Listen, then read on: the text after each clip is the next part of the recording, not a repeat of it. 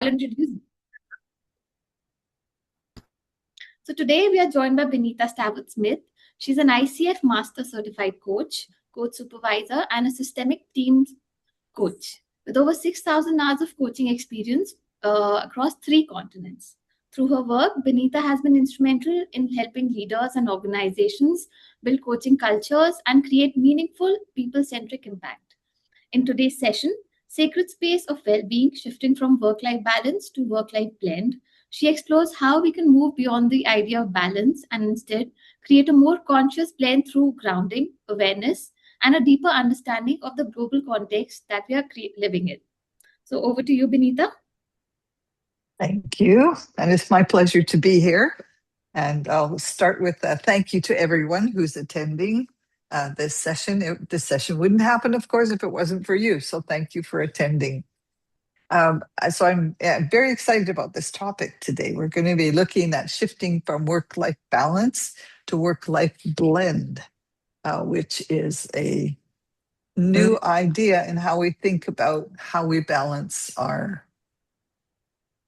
Oh, what's happened to my slides? There we go. Okay, let's... it's just because we're on the cloud. So, as Aditi already said, we're going to look at this, our key learning objective. Sorry? Can we request people to be on mute? Thank you.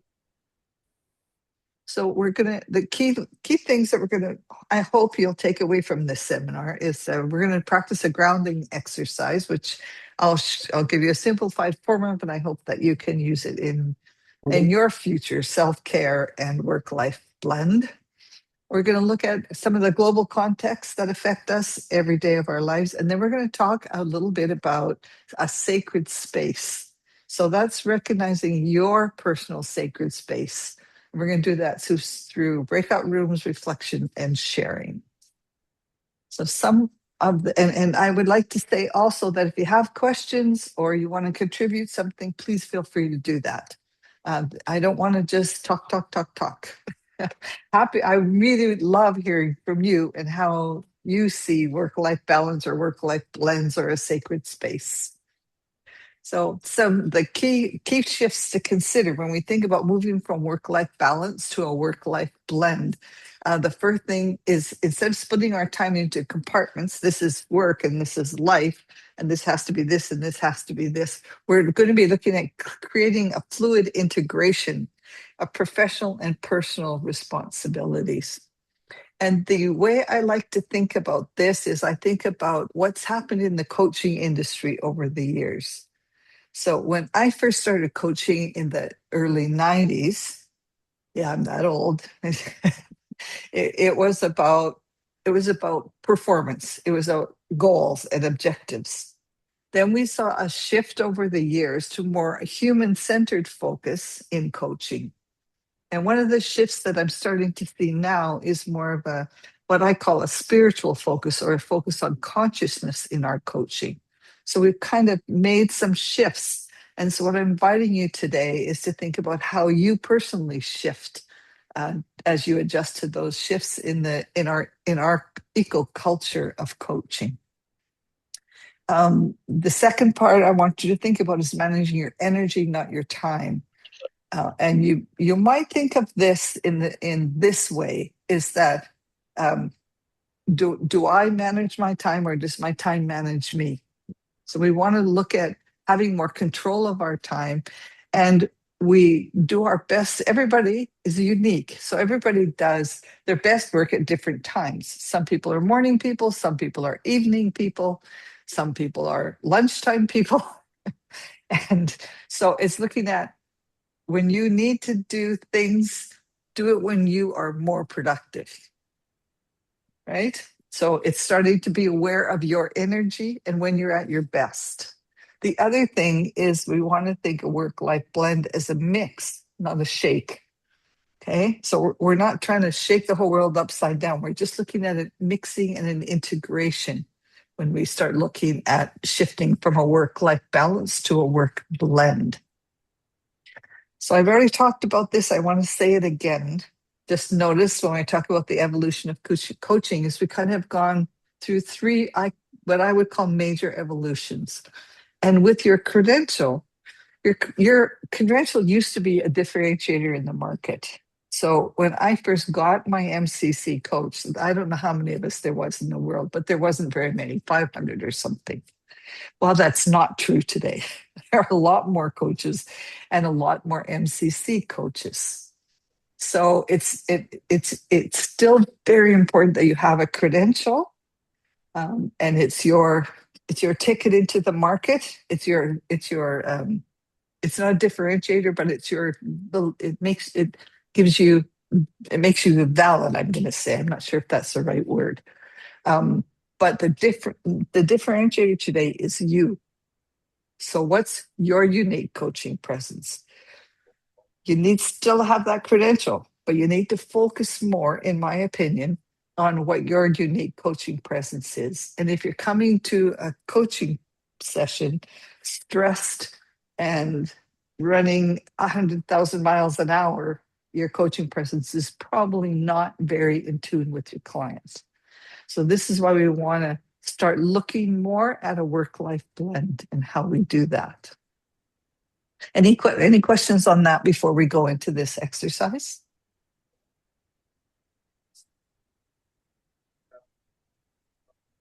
No? Okay, I don't hear any. I can't monitor the chat, so DT, or if one of you could monitor that, if the questions come up, and let me know.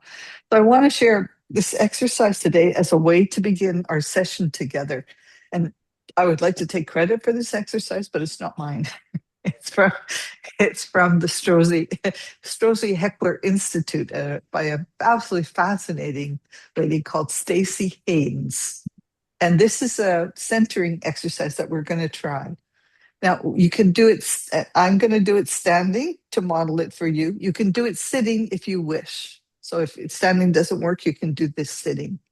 And this is going to help us arrive today and be present in our session today. So one of the things that the somatic coaching focuses on is our soma. So our soma is more than some people think it's our body, but it's more. Our soma is all our sensations, our emotions, our relational stances. What relationship are we in with the people around us? Our actions and our non-actions, and our internal narratives, or our stories that are going on in our head. So as you can see from the picture, our soma is fairly large. It's not, it's all around us. So I'm going to invite you to stand for those of you who are comfortable standing. And for those of you who wish to stay sitting, please feel free to do that. You can also do this sitting. I am going to show you a shortened version of this. If you really like this exercise, you can do it short, you can do it longer. I would really invite you to look up Stacy Haynes, and she has a YouTube video explaining this in much more detail than I'm going to do today. So the first thing I'd like you to concentrate is on your feet and feeling really grounded and centered. Your legs are about hip width apart, and feeling that ground underneath you that's supporting you. So feeling grounded to begin with. So first thing we're going to look at is standing in our length, so top to bottom. We call this standing in our dignity.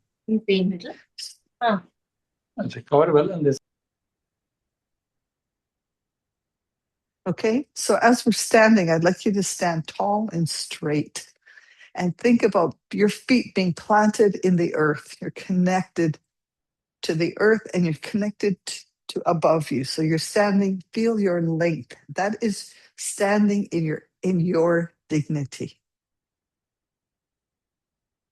So just feel that length and that dignity for a minute. Slow your breathing down if you can.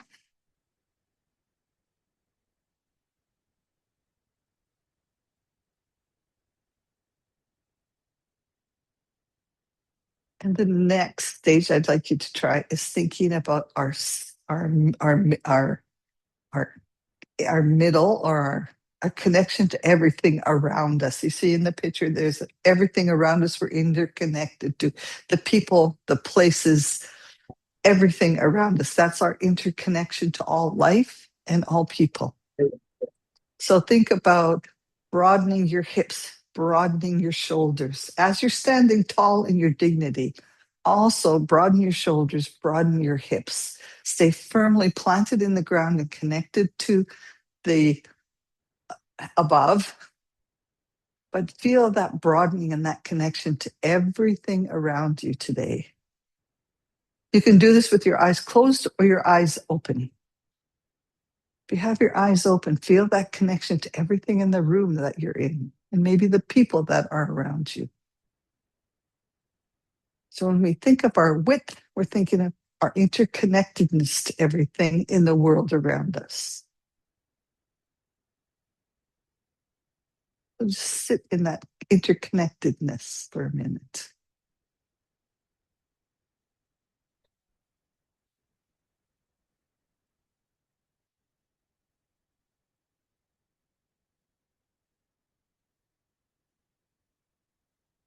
So coming back, we're connected in our dignity. We're connected in our interconnectedness to the world. And I'd like you to place your hand on your center, just a little bit below your belly button, and kind of feel the center of you there.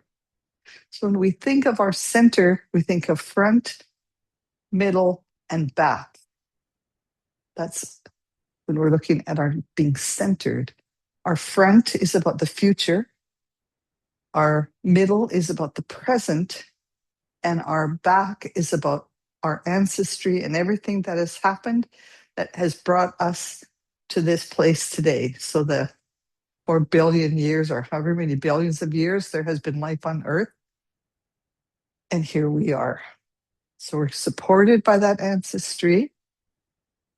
We're supported by being present here today. And we're also looking towards the future.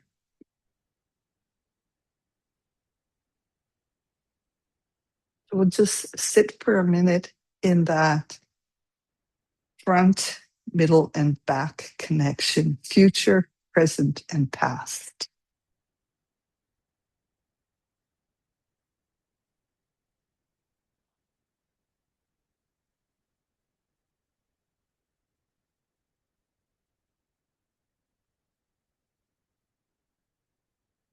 Now I'm going to ask you to bring your attention back. And again, let's put all three together. So our standard tall in our length, that's our dignity. We're feeling our width. We're connected to everything in the world around us. And we're feeling our center. So our future, our present, and our ancestry that has brought us here today.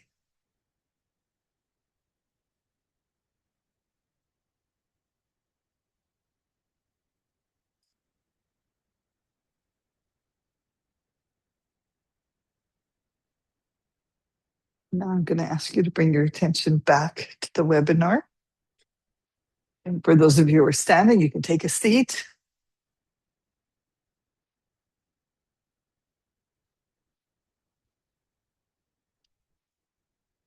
So is there anything about that exercise that people would like to share before we move on? Sensations you felt, you might have felt your body differently, seen the room differently. I think it kind of got a slight more awareness and presence into what we are currently doing. So with the session starting, us talking, people coming in, and then this suddenly kind of got the entire concentration in the moment. Yeah, thank you.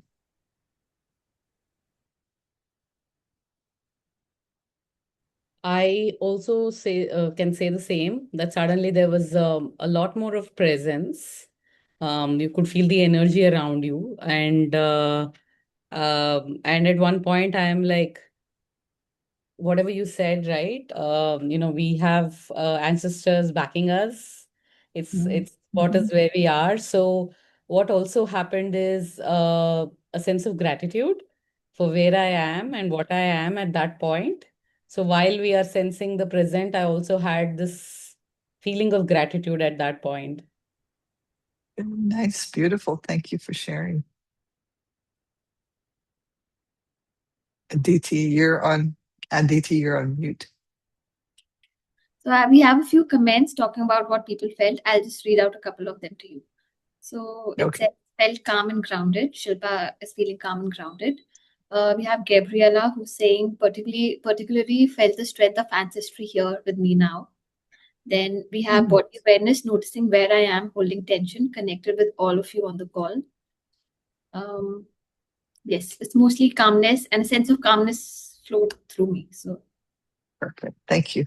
Thank you, everyone, for practicing that centering along. You can use this. This is a wonderful exercise to use between your coaching sessions, by the way, or starting your day, ending your day. You can use it anytime. It's simple, it's quick, and it helps you get present, which is why I love it so much. And again, I would encourage you to look up Stacey Haynes and the full practice because it's a lot longer when she does it. But we're going to move on now. Now that we're all grounded, we're all here, we're all present. Here's what happens to us during the day. So even if we start being present and we're feeling grounded, feeling really good, and then our day starts. And this is how many people start their day. They start their day by checking the news stream, seeing what horrible things are going on in the world. So it's global conflicts, it's economic risks, it's climate crisis. Then they grab a cup of coffee and they rush to work, feeling the weight of all the high expectations that are waiting for them at work. Then at work, they know they're going to have performance reviews that day. They're going to have very complex meetings. There's also domestic responsibilities. Sometimes the school calls and says, by the way, your child is sick. You need to come get them right away. So then we have to change our day to make arrangements for that. So there's those domestic responsibilities that come in during the day. And then we also have them in the evenings. So sometimes this, and then before we go to bed, we check the news stream one more time in case we weren't overwhelmed. Sorry, making a joke there. We check the news stream again to see what happened in the world in the last 6 hours since I checked, just in case something, earth-shattering happened. So when you think about that, even just thinking about, I feel like I've lost my centering and my presence. So one of the things I like you to think about when you're thinking about work-life blend is, how do you feed yourself? If this is your typical day, does it sound familiar? And do you think you might like to change it? Or do you have clients who this is their particular style? And you might want to look at changing that. So often when we think of that, our sacred space is the first thing sacrificed to our fast-paced modern world. And it's not getting slower, it's just getting faster. So this is where I'm going to encourage you to take control of your time instead of just faster and faster and more and more. I'm not trying to depress you here, but in 2025-26, this is from the World Economic Forum, what people thought were the most impactful global threats. And it's funny, as I look at this, the geoeconomic confrontation is 18% of the people thought that was number one. Well, I live in the Middle East and I'm really seeing that now. And the effects, and that's only been, I think, a month. I never thought that would have happened ever in this quiet little peaceful country that I live in. Some of the other things that people worried about were state-based armed conflict, extreme weather, societal polarization, and misinformation. I was surprised that misinformation and disinformation was number 5 on the list, because there seems to be I think a lot of times people really don't know what to believe anymore. There's so much fake news and stuff going around. So that's what we're dealing with every day. And that's how I want to look now at a shift, a tool that I think is important to help you shift what you're what you're seeing in your day, and how you're letting it affect you. So this is the work of a gentleman named Steve March. And he talks about evolving change. And he says there's two versions of every story that we tell ourselves. But I'm talking about the stories that we tell ourselves. And there's the external story, and that's what happens outside of us. So he did this, she said that, the board meeting was stressful, right? And everything that's happening outside of us, we get caught up in that story. And that is where many people spend most of their time. So the shift to think about here is switching to the internal story.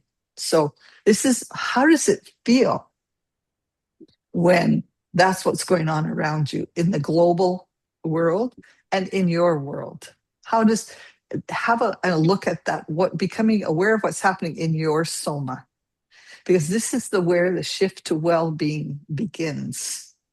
And I want to share an example from a coaching client of how powerful this can be. So I was coaching I think she was the chief financial officer in a company, and they were preparing for their annual board meeting with their shareholders. She had been away on leave, but was ready for her preparation before she left, gave it to her CEO. And she came in the day before the board meeting, and her CEO said to her, "What the heck is that? You can't present this to the board." And started to completely, not trash her, but take her off center with what she was going to present. That was the external story. So the external story was the board meeting. The external story was she had been on holidays. The external story was what the CEO said. And then we spent a little bit of time saying, okay, but how does that make you feel? How do all those things make you feel inside? And what was really interesting, when we sat with it for a while and became aware of what was going on inside her soma, inside her surroundings, is she realized that the major thing she identified first was a lack of confidence. And then she sat with it a little bit more, and she realized that, she was often a board member in other businesses. And what she saw was CEOs reacting to this and getting stressed and going all over the place. And that was her awareness that she didn't need to stay in that kind of a soma. She needed to come back to that place of presence and calmness, comfort and confidence. And so her presentation to the board was well received. She knew it was the right content. It was well received and it went over really well. If she hadn't made that shift, if she'd have stayed in the external story, she would have not have been confident, would have been scattered. But connecting with how it made her feel, realized that what she needed more than anything was to stay confident and calm. So that didn't happen until she switched to her internal story. So any questions about that?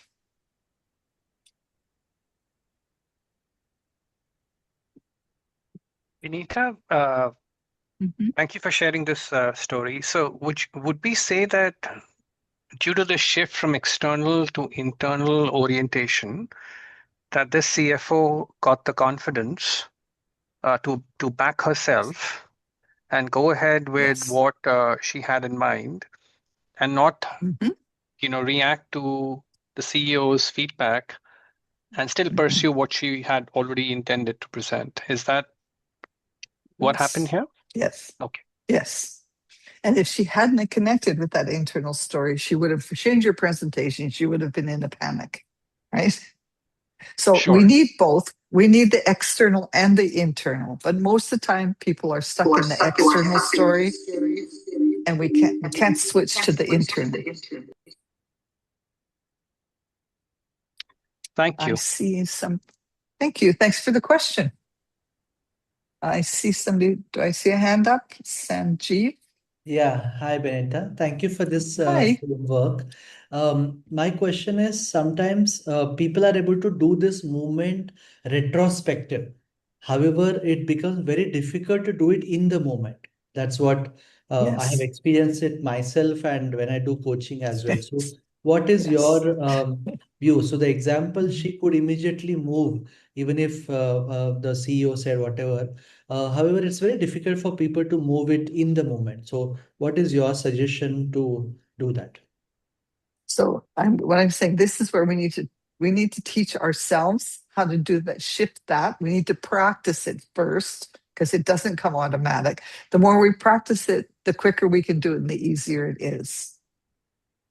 But we have to teach it to ourselves. And I'm going to suggest a lot of times you can introduce this to clients and let them experience it, not tell them how to do it, but Yeah. let them experience and see if it makes a difference for them. And usually, if it makes a difference, then people want to practice it.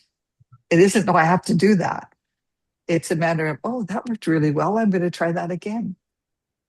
Okay, great. Thank you. Thank you so much. It's okay. You're welcome. Leading others, leading the organization.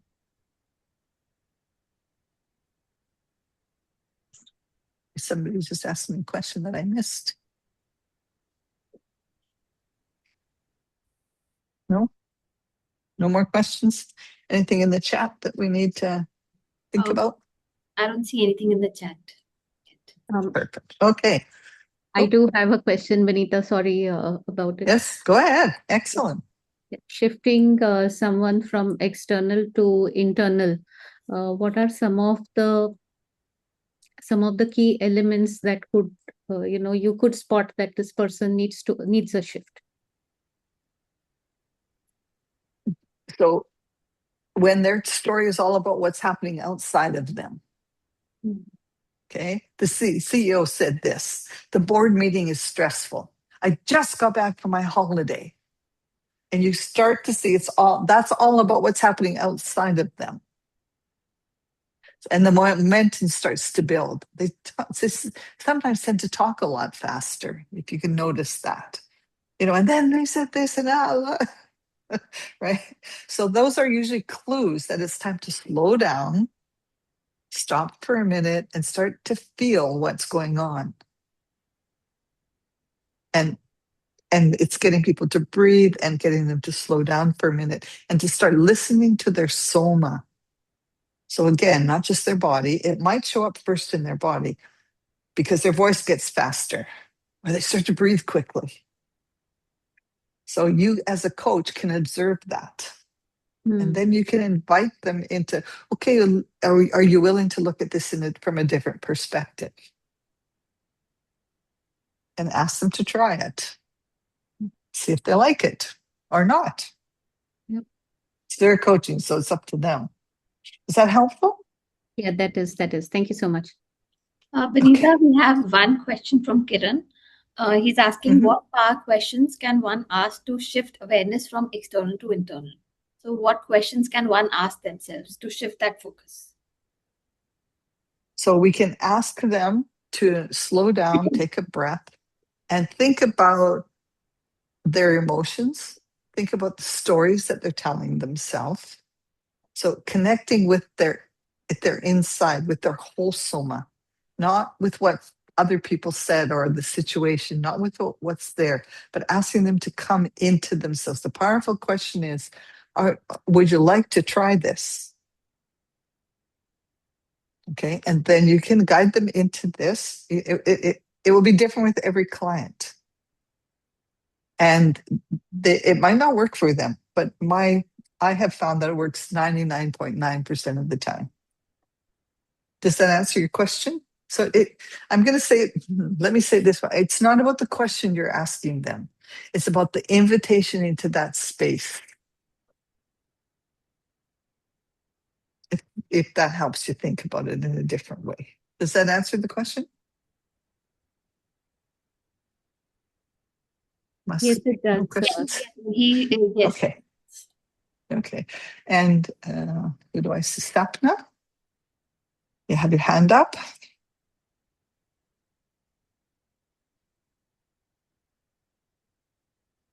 No? You're gone? Okay. Then Sapna is on mute. Sorry about that. I'll repeat what I was sharing. Okay. So, what usually happens with the client is when I invite them for exploring the sensations or feelings, there is generally a lack of vocabulary because they haven't been Yeah. there exploring it. Yeah. Uh, But that's in okay. That's okay. Okay. Yeah. It's okay. There, it's practice, like everything. It's practice. So, if you encourage them, Mm-hmm. the vocabulary will expand over time. But it's uncomfortable at first, and they aren't sure, And right? and is it Is that what you're okay saying? to, yes, yes, absolutely. And is it okay to expand on the word of sensations and feelings, like how feelings can go around to emotions You and experiences? Or you can it's suggest okay. that It's if okay. it's a way that if it's say to them, if it's helpful for you, here's a suggestion of how you might look at this. So it's an Mm-hmm. invitation to a space that you're extending to them. You're not telling them do this, and here's the words. It's an invitation into this space. And exploring it, the words will come. Is that helpful? Yes, absolutely. Thank you so much. You're welcome. And Jean, you have your hand up? Thank you for this, Benita. I love this model. It's so simple. There's an external story and an internal story. And one of the ways I would explain that, I think, I would use these words because they're better, they're so simple, but is that what happens to you or what you perceive is happening to you is not the same thing as the impact it's having on you. And so let's Perfect. pull those things apart. Yes. So thank you for this language. It's great. Oh, I love that language too. Thank you for sharing that. Thank you, Jean. Okay. So not seeing any more questions, and because of time, well, now what I'd like to do is to go into breakout rooms. So whoever's doing that, the breakout room will be about 15 minutes. And I think you're going to put 5 people or so in a breakout room.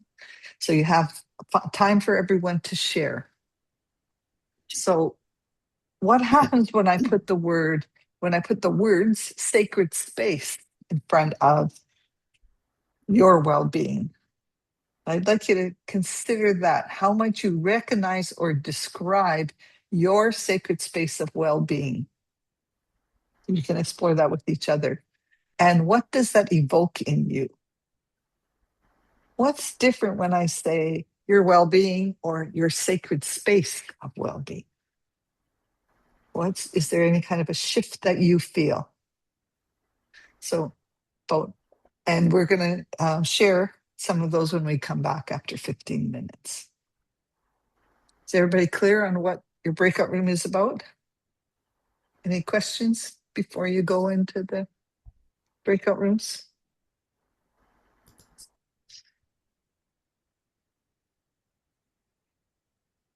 So when we talk about Okay. good spaces, is it a mental space, or how do you define that That's space for?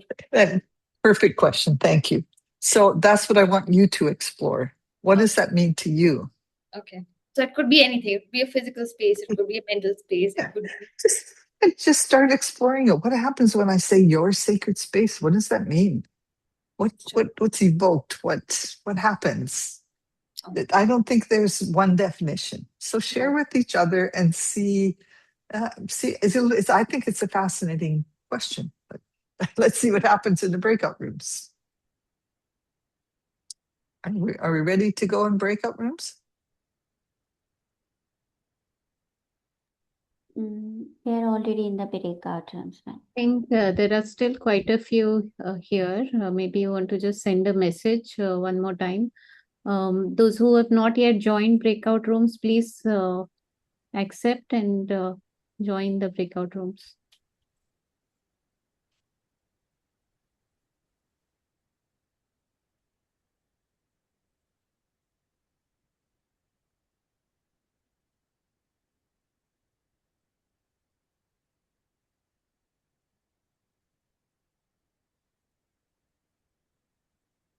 So how many breakout rooms do we have?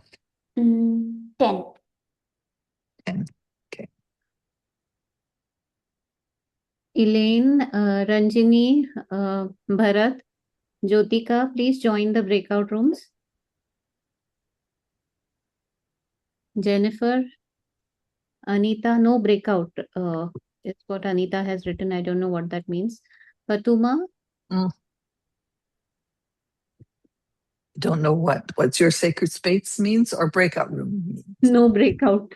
I don't know what no Okay. breakout means.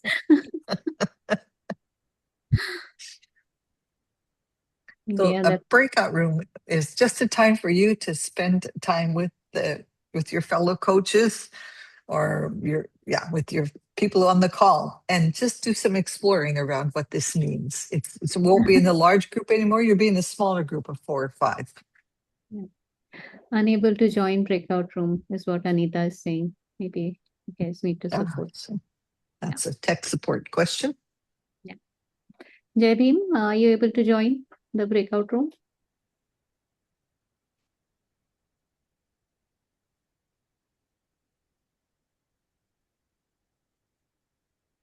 No breakout anytime. What's your sacred space, Dean? Alston, we'll start with you. Can I ask Anita, is she not able to join a breakout room or she doesn't want to go to a breakout room? Tech is fine. I'm unable to join because it's noisy and traffic here. Okay. Okay, perfect. So she's going to stay with us, Yes. right? Okay, Okay. perfect. Okay. So this is your chance to speak and Yes. just start exploring what this means to you. So Alston, instead of me telling you what my sacred space looks like, I'm going to invite you to do some exploring around this. absolutely. Sorry, I didn't get the question. What is your sacred space, Alston? My secret space would be with spending my time with my family, my parents. That's something where I feel pretty secure as my being myself without any judgments or anything, where I feel very free is something. Nice. Beautiful. Chinmay? And No, go ahead, Benita. I'm so sorry. now I'll just be an observer. I'll let you go ahead and explore.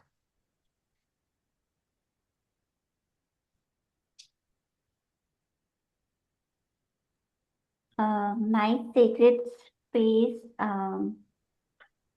one is of course the temples which I go in. I feel very, very much sacred over there and secure and safe, to be very honest. And just tell the Almighty whatever you feel like telling.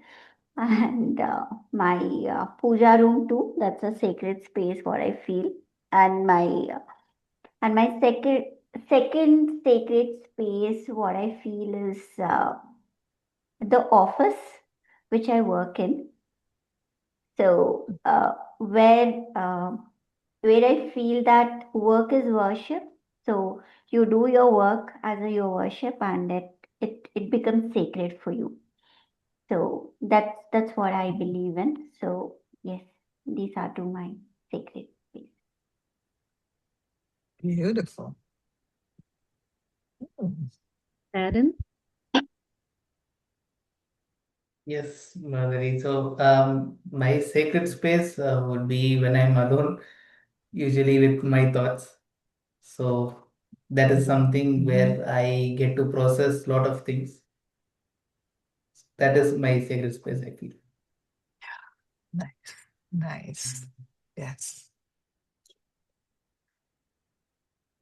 I think Anita has written time and again, I've come to realize that the secret space is in the swimming pool. All right, Anita. There Very we go. nice. Nice. Yeah.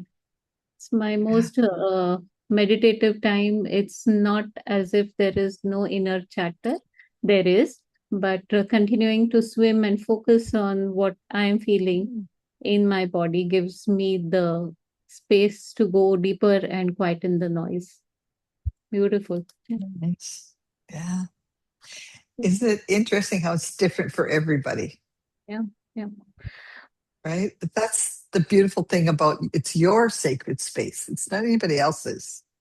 It's you recognize it yours and then figuring out how you incorporate that into your life, or do you just give it away? Yeah. Oh, I'm busy now. I'm not going to spend time with my family. Sorry, see you tomorrow. Right, or whatever it is. Or I can't go swimming today because I have this really busy schedule. It's okay if we do it once, but then what happens tomorrow? Yeah, tomorrow's busy too, and then we don't do it again. We give this sacred, it's sacred space, and we give it up so easily. Not everybody does. I'm not saying absolutely everyone does, but it's something to think about. Madhuri, how do I say your name? What's your sacred space? Madhuri. So I have a post-it. I'm sure. Sorry, I don't think you guys can read it, so I'll read it aloud. And it is so linked to the question that you asked. This post-it is always on my desk. It reads this: create your happy space within you. No one can take it away. And it's something I've created for myself. I love dancing and I do that all the time. And when I'm dancing, I'm the most myself. I love that space around. I don't care who is watching and not. So that's something that happens. Over the many years, because we shifted countries so many times, I always felt I gave away my sacred space. And this post-it is a reminder I didn't. It's always there within me. And I create that happy space and my space everywhere. So it's quite magical that the question that you asked is and the post-it was here. So thank you for allowing me. Beautiful. Oh, thank you for sharing. That's beautiful. Beautiful. So I'm curious if you're willing to share this. I'm curious to know when I say your space of well-being, but when I put the word sacred in front of it, your sacred space, does that change it? Oh, it does. It does. It does. It almost feels like it's my protected one. I don't want anybody else in that space. So yeah. I don't know. That's what came up for me. Yeah. I'd like to hear from the others. What did anything change? And if it did, when you put that word sacred in front, did it change it? You're on mute. It Yep, there you does. go. It does, 100%. What changed? Yeah, as Madhuri told as well, like it becomes like it's ours. I don't want to give it to anyone, kind of thing. So we become overprotective of it. So yeah. Oh, okay. Yeah. Thank you.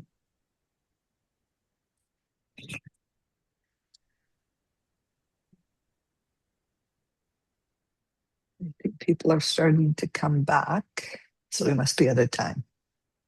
I'm just reading a few more reflections which Anita has shared. It reminds me of what Dr. Maya said. There's a part of you that is so sacred and pristine. Nobody has access to that part of you, no one but you. Nice. Beautiful. Thank you. Thank you. Who shared that, Anita? Thank you. And Naval has shared one more, the last refugee. Yeah. Yeah. Okay.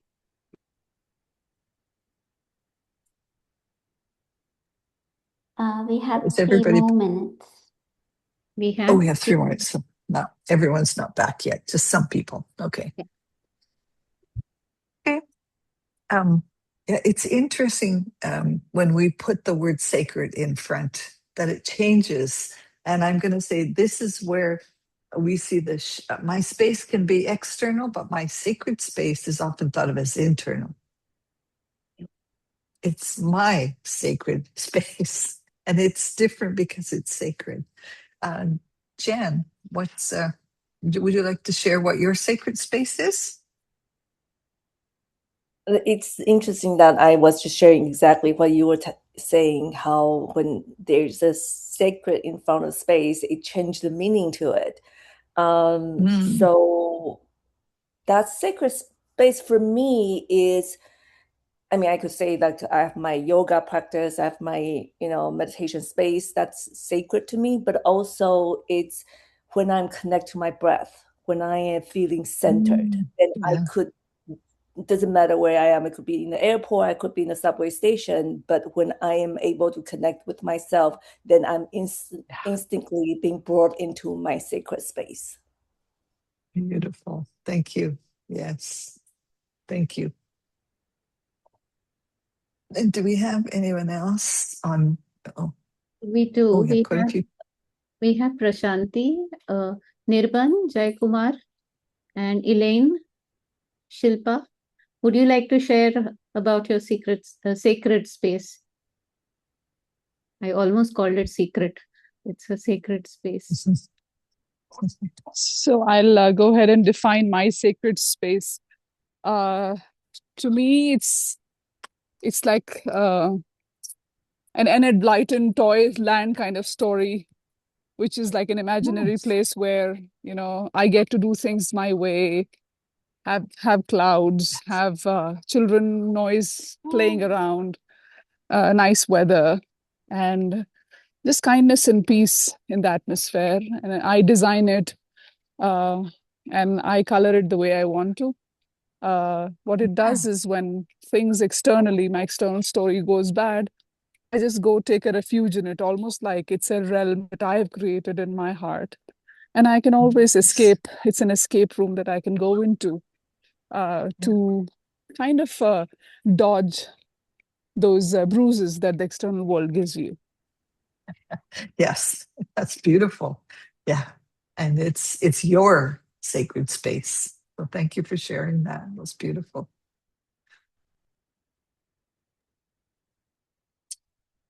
Who else have we got here? We've got Jai Kumar Nirban. Jai, would you like to share what your sacred space is? Hi, yes. So yes, I was sharing with the group. So my sacred space for well-being can be anywhere. It's not a physical place, but when you are so what I was describing to the group is when you are able to be at peace in the middle of the noise that you have within, or the noises that you have within, right? Yes. So yeah, so as these different um, thoughts, aspirations, challenges, attentions, they sort of jostle for space inside your head. Are you able to carve? Are you able to?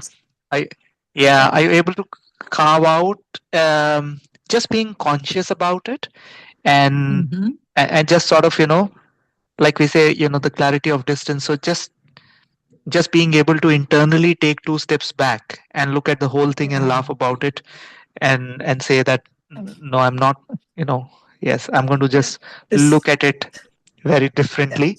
um and in that moment, that calmness that you find, which I'll be very honest, is rare, but yes, so that's when I find that. Yeah. Thank you. And thank you for bringing in the concept of laughter, because sometimes we think our sacred space has to be really serious, but it can be fun. I forget who it was who just said there's children. They bring children in, and noise and colors, and our sacred space can be fun. It can be serious. It can be fun. It's however you want your sacred space to be. That's the important part of that. Yeah. Thank you for that laughter. I've seen when you really find, I mean, when you really feel well-being, you actually become so relaxed that you are actually able to laugh. Yes. And I'm saying that in the context of, the, like I said, the challenges and the adversities. Yeah. Yeah. And I think also now do we have everybody back? I think yes. So I'd like a few people, a few more people to share with the larger group. We had 10 rooms. Can we get 2 or 3 of the rooms to share? One person to share kind of things that came up for them. While you're thinking about that, who's going to share? I'd like to just say that once we connect with our sacred space, it's very interesting how we're more productive. It's not the goal of it, but it gets us centered so our thoughts aren't scattered and all over the place. And then we can just do what's in front of us. We're not trying to do it fast. We're not trying to do it perfect. We're just doing what's in front of us and it gets done instead of rushing here and rushing there and doing all those things. So can I open this space up for somebody to share what happened in their group? Yeah, Rachel's hand is up, but yeah, sorry. Go ahead, Rachel. Thank you. Thank you. Yeah, there are a couple of themes that came up in our room. So two of us are also work with energy. And so we talked about Excellent. ways that we call our energy back to ourselves and notice where energy might be leaking. We also talked about being that every moment we're in a space of choice. And then we also talked about not judging ourselves for the internal stories that are happening and just allowing things to be as they are so that we can become more present. Beautiful. Thank you. Yeah. And then there was also a love of not just the centering in ourselves, but the connecting in the exercise that you led us through of remembering that we're part of a greater collective. Yeah. That was beautiful. Thank you. We are. Thank you. I see Rachel has her hand raised. Is that correct? Yeah, I will go next. Rachel just spoken. So that was Rachel who just spoke. Sorry. Sorry. Yeah, there were 4 of us in a room, and what came up is that a commonality or a common connection that each of us felt the sacred space was just to take a pause, step away from what you're doing, maybe meditation. One of them wanted to loves listening to music, and so they sort of put a noise cancellation. She said will give her a sense of sacred space, a sense of well-being for her. But the common thing that came across is just taking that pause, moving out from what is happening, the external chaos, to just say, okay, this is a space where I would love to withdraw and maybe reflect, maybe journal, maybe meditate, maybe listen to music. And that sort of is a sacred space. For me personally, it's also a physical space. So I sort of deliberately created a place where saying, I'm gonna go back end of the day to that spot. I'm gonna do what I want to do at that point and sort of completely cut off from what's happening outside to what is going on inside. So that reflective space. So for me, it's a physical space, but what we drew or what we came out from our conversations in the room is that it's just a state of mind where you're just cutting off from the rest of the world and then going inwards. I think that's what it is in our room. Thank you. Yeah, thank you. Thank you for sharing. Anybody else want to share for their group? We had 10 groups, so. I can go next. We also had 4 people in our group and very interesting conversation. Sanjeev here. So Sanjeev, okay. What came up was let's make ourselves more light, more small. We don't need to be the center of the universe. There are so many things happening beyond us. The 4 secret made the whole magic, I would say, because we quite frequently use the term space in our conversations as coach, but the word secret really added the magic. Second, it's also about the intention.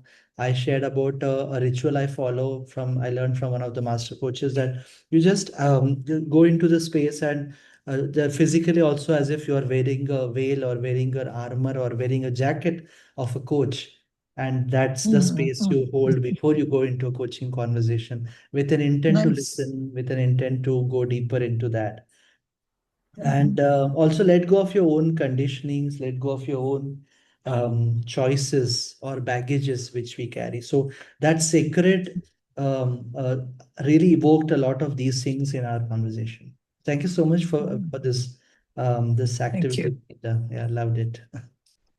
And so one of the things, we're getting close to having to close, but one of the things I'd like everyone to notice is that there isn't a sacred space. There's your sacred space. So it's different for everyone. And it's coming to recognize, what is my sacred space and how do I honor it? It's one thing to recognize it, but how do I actually honor that sacred space in my life? So I'd like to leave you with an exercise that you can do, that you can practice, thinking about how you integrate your sacred space into your day-to-day life. And we won't have time to do it. It's an exercise. You can take this away. It's a reflective exercise, and it's a writing exercise. So I want you to write a letter to yourself. Okay, it's not for anyone else, it's just for you. So to write a short letter to yourself and express 3 things in that letter. First thing to express to yourself is compassion.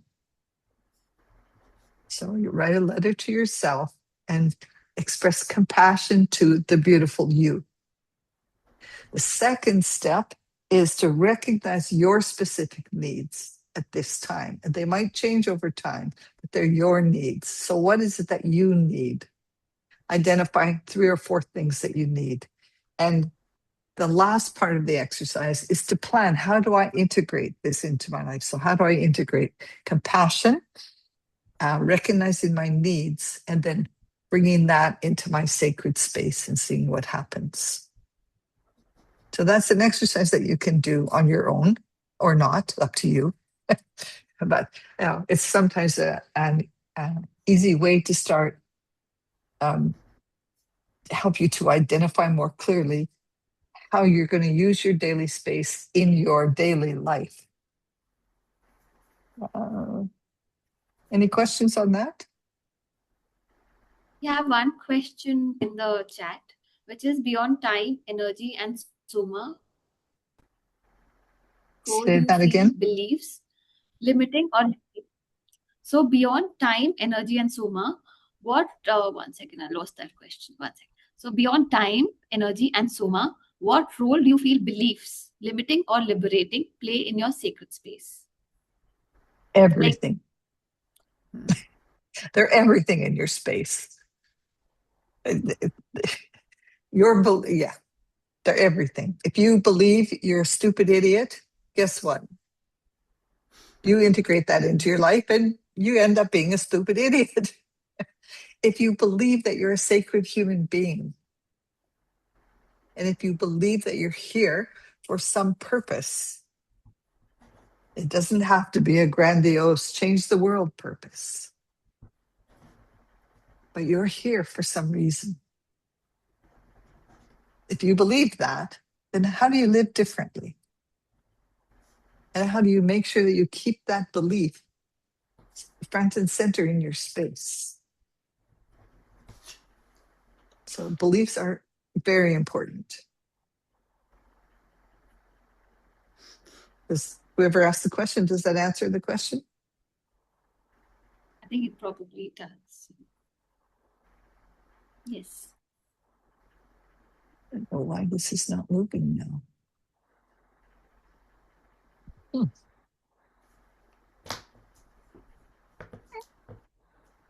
Sorry, I seem to be having trouble with the slide here. Let me see if I press play. There we go. So this is the personal reflection exercise. Again, I would encourage you to do this, to identify how you integrate this, your sacred space into your daily life.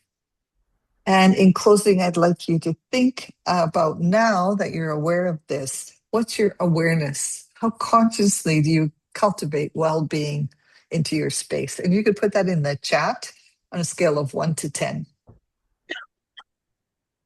And we won't have time to share one conscious practice. We'll continue our start today. But I will say thank you very much for your time and for your attention and your questions and your sharing and everything today. It's been beautiful. So thank you very much for that.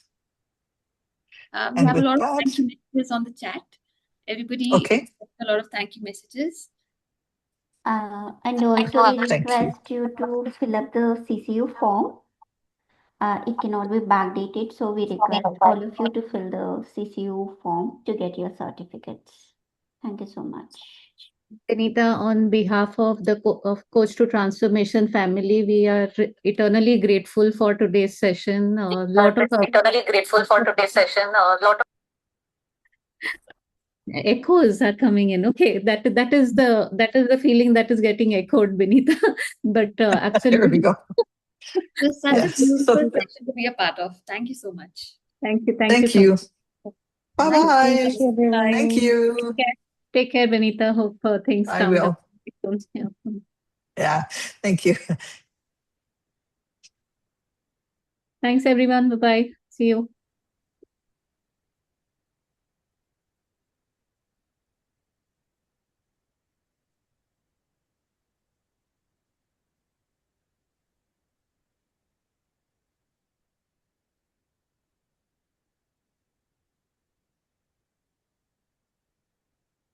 Satyajit, thank you. Amit, thank you. Jyotika, thank you so much.